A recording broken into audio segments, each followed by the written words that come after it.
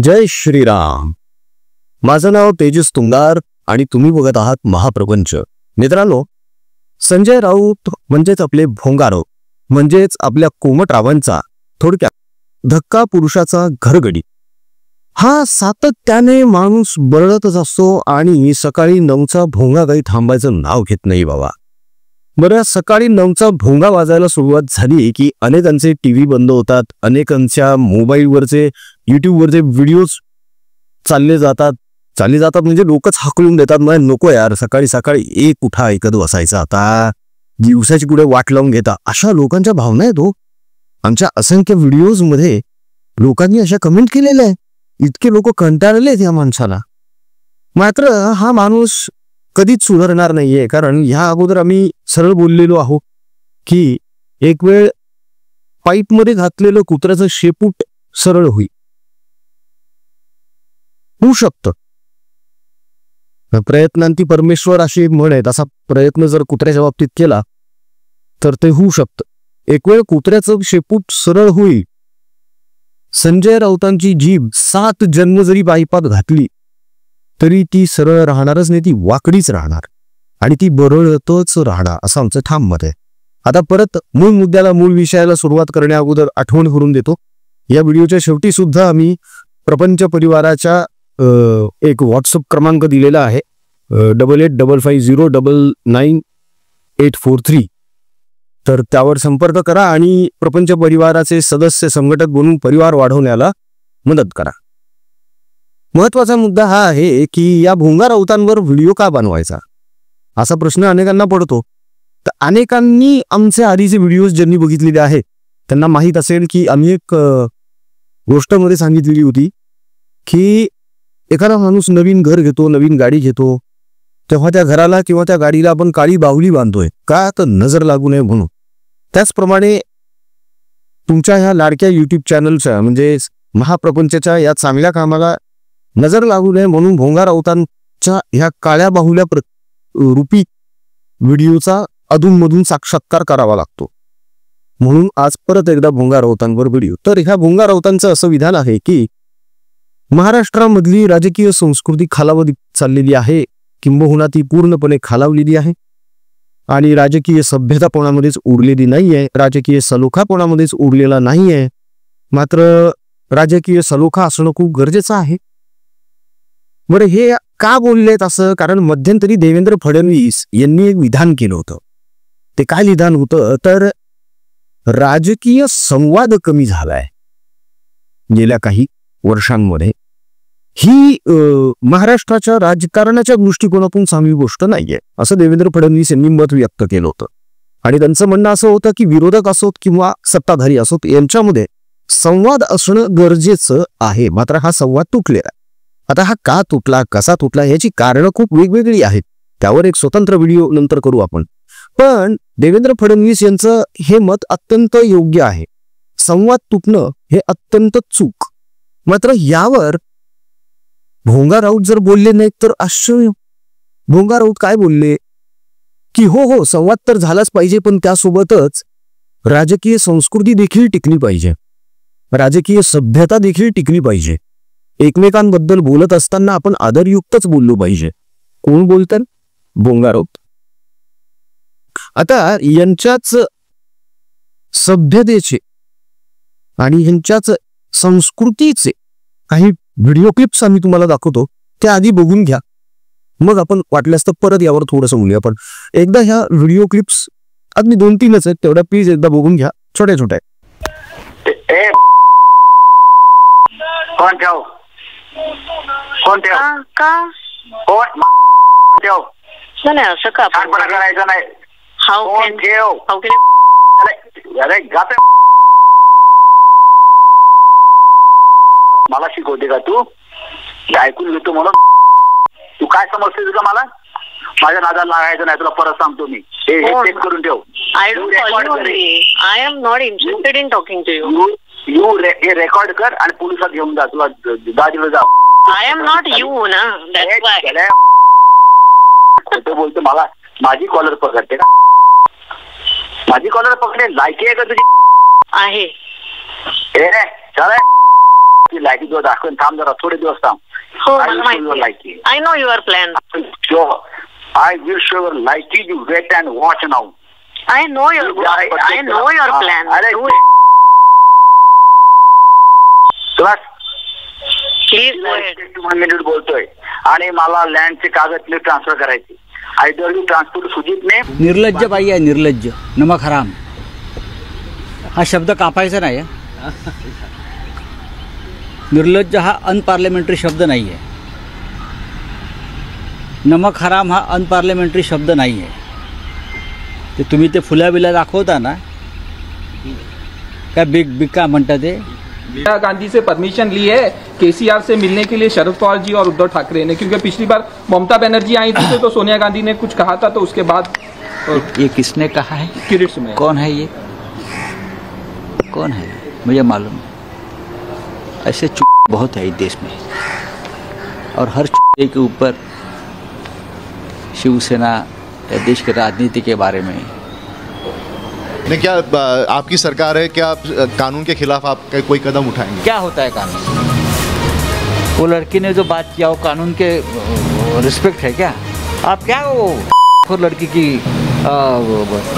वकीली कर रहे हो, जिसने शिवाजी महाराज का अपमान किया है, महाराष्ट्र का अपमान किया है, आप उनके साथ आपके चॅनल जबाबदारी कर रहे हो. हा नवीन पराक्रम आहे संजय राऊत यांचा असं म्हणतात किरीट सोमय्या. अरे यड झावा आहे तो. तेव्हा रेकॉर्ड बोलतोय मी, बरं का. महाराष्ट्रामध्ये अशा चुत्या लोकांना स्थान नाही आहे. हा कीड आहे महाराष्ट्राला लागलेली. ही कीड संजय राऊत संपवणार, ही कीड शिवसेना संपवणार. हां, पराक्रम काय सांगतो मला? हा चुत्या माणूस मला पराक्रम सांगतोय का? ऑन कॅमेरा अश्लील, अश्लाघ्य, असभ्य बोलणं यामध्ये या भोंग्याचा हात कोणीही धरू शकत नाही. कॅमेऱ्यावर थुंकणं, कॅमेऱ्याच्या माईकवर थुंकणं हा यांचा छंद आहे, आणि ही थुंकी झेलण्यामध्ये पाकीट पत्रकारांना धन्यता वाटते. कोणीही याचा निषेध व्यक्त करत नाही. एका जणाने तसा प्रयत्न केला. सुषमा अंधारेंना प्रश्न विचारला, तेव्हा सुषमा अंधारे यांनी अत्यंत गमतीशीर स्पष्टीकरण दिलं. त्यांचं म्हणणं असं आहे की राऊतांना सुपारी खायची सवय आहे, आणि कदाचित तेव्हा बोलत असताना त्यांच्या जिभेखाली किंवा दाताखाली सुपारी आली असे म्हणून त्यांनी असं केलं असेल. म्हणून काय काय स्पष्टीकरण देतात ना अंधारे.